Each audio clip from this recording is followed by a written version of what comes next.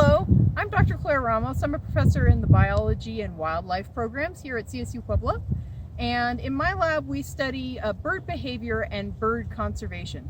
So one thing that's interesting about birds is that in order for them to be successful, they need to have a place to breed, a place to spend the winter, and they need to get back and forth between the two places. So one of the things that I'm interested in is how climate change and air quality and human disturbance affect the ability of the birds to migrate from their wintering grounds to their breeding grounds.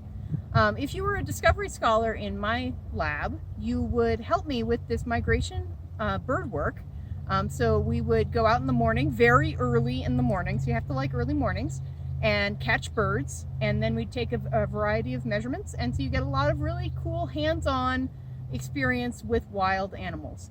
So I hope you'll join my lab in the discovery program, and I'll talk to you soon.